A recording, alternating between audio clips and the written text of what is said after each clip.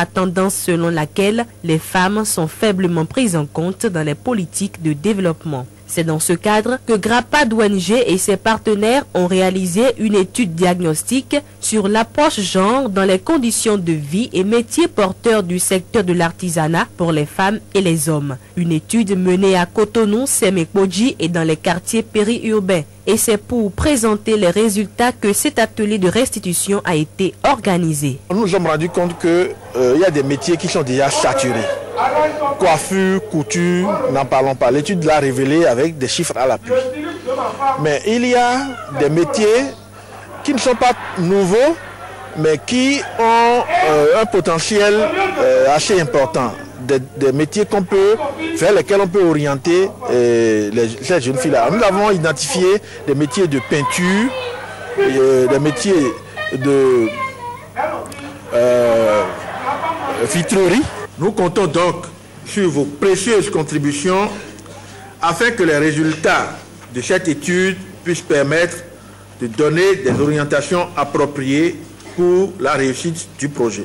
En 3 ans, le PISFIV a permis entre autres de mettre en apprentissage dans des ateliers de leur choix 103 filles, d'alphabétiser plus de 200 filles et femmes en fond et en français fondamental, de former plus d'une vingtaine de filles et de femmes aux techniques de fabrication de savon liquide et même de construire ce centre pour les filles Vinomégon. Tout ceci grâce au soutien financier de Terre des Hommes France, du ministère français des Affaires étrangères et européennes, Aster International et l'ONG italienne Ricerca. Les réalisations du projet PISFIV pourront donc être capitalisées pour l'évolution des activités du centre que nous laissons.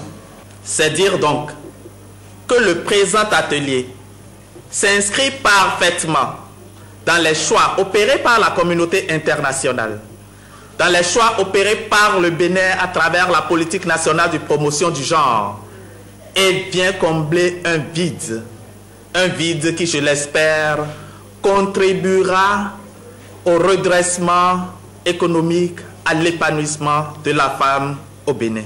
Le projet d'insertion socio-économique des filles Vinomégon PISFIV arrive à terme en février 2011. Mais grâce à la dynamique de ces géniteurs qui sont dans une logique de pérennisation au vu des nombreux résultats positifs obtenus, un projet similaire est en passe de les remplacer pour les 5 prochaines années. Il s'agit du projet régional Approche Genre, levier de l'activité économique Aglaé, dont la composante du Bénin est dénommée Abord, actrice béninoise, organisation et développement. Rencontre entre les responsables de l'ONG Vidolé et les membres de la section Abomey de cette ONG. Les échanges ont eu lieu samedi dernier à la salle de réunion de la mairie d'Abomey sur fond de présentation de vœux de l'année à venir. Redynamiser les bases de l'association Vidolé qui se meurt à petits coups vu le manque de rencontres et de dialogue avec sa présidente, mais surtout présenter aux membres de l'association celle qui aura désormais la lourde responsabilité de conduire les destinées de ce regroupement.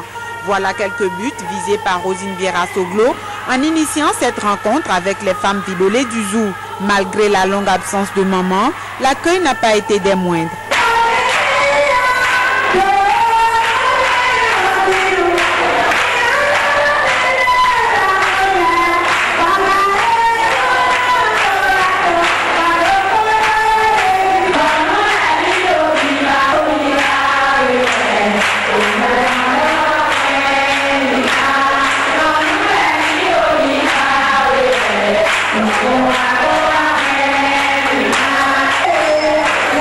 Pour Rosine Soglo, les raisons de son absence aux habituelles rencontres avec ses amis sont indépendantes de sa volonté.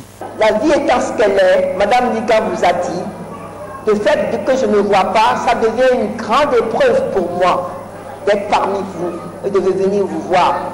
Et c'est consciente des capacités de son successeur qu'elle lui lègue cet héritage afin d'apaiser ces femmes dont la seule inquiétude était de rester orpheline à la retraite de maman. Je suis sûre que tu réussiras. Tu as toujours été... les langues pour toi ont été toujours très faciles. Tu es capable, tu es une femme intelligente, tu es cultivée, tu as plein de diplômes. Et cette langue ne peut pas être un handicap pour toi et tu vas y arriver. Je souhaite de tout mon cœur. À cœur joie, elles ont accueilli Myriam Kamara Soglo, épouse de Léa Limitou Vinagnon Soglo, désormais présidente de Vidolé. Vraiment, nous sommes très contentes parce que nous savons qu'elle va tout faire pour trouver de l'argent de l'extérieur et nous amener ça. On ne va pas mourir orpheline quand maman va partir. Heureuse du choix porté sur sa personne, elle a promis faire de son possible pour porter haut le flambeau. Une enveloppe de 800 000 francs a été remise aux femmes membres en attendant de renouer avec les vieilles habitudes rompues.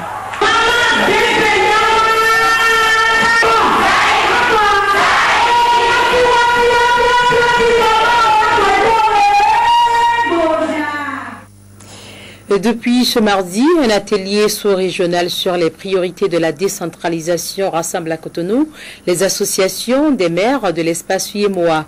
Organisée par l'Union mondiale des autorités locales, cette réunion a pour but de faire le diagnostic des processus de décentralisation en cours dans les pays de l'UEMOA. La rencontre est accueillie par l'Association nationale des communes du Bénin et financée par la Commission européenne. Ici réunis les représentants des associations des maires de l'espace UEMOA. Ils sont là à la demande de l'Organisation mondiale des autorités locales dont ils sont par ailleurs membres. Les dirigeants de cette association ont constaté qu'entre les communes du Nord et celles du Sud, il y a un grand fossé. Alors dans chaque partie du monde, l'Union internationale des communes a lancé cette étude pour cerner les problèmes que rencontre le processus de décentralisation dans les pays en développement. Donc il y a des efforts à faire de la part des différents partenaires du développement et en particulier des États pour essayer de donner les moyens nécessaires aux collectivités locales et de l'autre côté à renforcer la capacité de collecte des ressources propres des collectivités locales pour pouvoir assumer ces compétences. La décentralisation lancée depuis près d'une décennie dans les pays de l'Union économique et monétaire ouest-africaine peine à connaître un réel décollage. Et dans la plupart des États de la sous-région, les difficultés des communes semblent les mêmes. Au Niger, par exemple, le processus actuellement en cours a commencé depuis 2004 et étrangement, il souffre des mêmes problèmes que celui engagé il y a près de 8 ans au Bénin. Au Niger, le transfert de compétences existe, mais ce que nous déplorons, il faut le dire partout, c'est le même constat amer, c'est qu'il n'y a pas d'accompagnement de transfert de finances. Plusieurs autres problèmes plombent sérieusement le décollage des collectivités locales dans la sous-région. C'est donc pour en avoir une idée claire afin de savoir sur quel point agir que ce séminaire est organisé. Les pays européens ont remarqué que la différence entre eux et nous est très grande. Ils veulent nous aider, mais nous aider dans de bonnes conditions. Les conclusions de cette réunion permettront aussi d'avancer dans le projet de constitution des collectivités territoriales de la sous-région UEMOA. La deuxième phase de la campagne d'information et de sensibilisation sur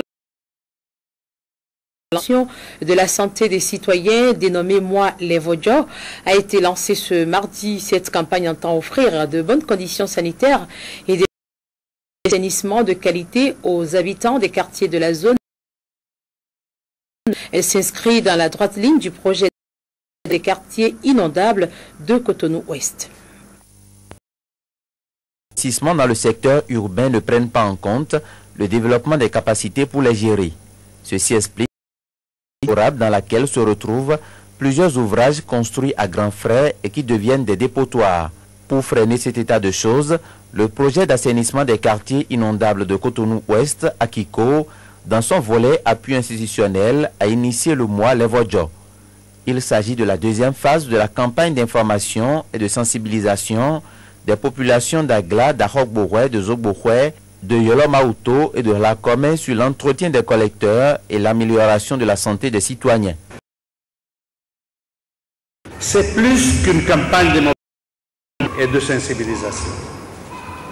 C'est l'ouverture et l'officialisation de la prise en charge individuelle, institutionnelle et de l'assainissement de bassin XX. Maintenant que les ouvrages, tout le monde veut voir comment nous allons les gérer. C'est ce qui justifie la campagne d'information et de sensibilisation qui va se dérouler pendant tout le mois de décembre 2010. Pendant toute la projet et après la fin du projet. Pour assurer le bon déroulement, le projet Akiko a mis en place un cadre de concertation et des populations. Ces derniers sont regroupés en une plateforme d'acteurs jouant le rôle d'interface et les demandes de services locaux. C'est un appui aux services techniques des communes de Cotonou et d'Abomey-Calavi, chargé d'assurer l'entretien des ouvrages et des services d'assainissement. Je voudrais d'ores et déjà solliciter leur appui des autorités des niveaux communal et infracommunal, de même que les sages et les responsables de divers niveaux, afin de nous faciliter la tâche. Au cours de ce mois de décembre, plusieurs activités seront inscrites au menu de cette campagne d'information et de sensibilisation du projet d'assainissement des quartiers inondables de Cotonou-Ouest. Il s'agit entre autres de la projection du film Les Vodjors, la sensibilisation des ménages, la distribution de poubelles et de gadgets aux populations. Ils étaient en fait dimanche dernier les fidèles de l'église du christianiste céleste de la paroisse d'Abomey. Ils ont en effet célébré la fête des moissons. De nombreux chrétiens célestes venus des 4 coins du Bénin sont venus rehausser de leur présence cet événement spirituel. Ce dimanche, les fidèles de l'église du christianiste céleste de la paroisse Saint-Michel d'Adanokodi à Abomey étaient en fête.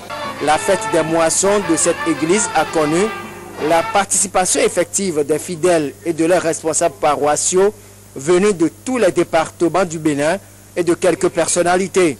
Chants, danses, louanges et remerciements ont été les premiers temps forts de cette réjouissance. Le culte célébré par le représentant du Saint-Siège de l'église du christianisme céleste a dans son évangile exhorté les fidèles à ne point servir 2 maîtres à la fois, l'argent et Dieu. Il est nécessaire que nous sachions que nous ne sommes que gardiens. Lorsque nous le trouvons, nous gagnons.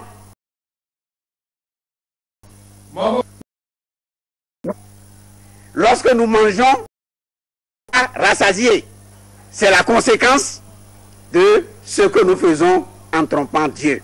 Dieu nous pose une question là. Est-ce que nous pouvons... Biblique choisi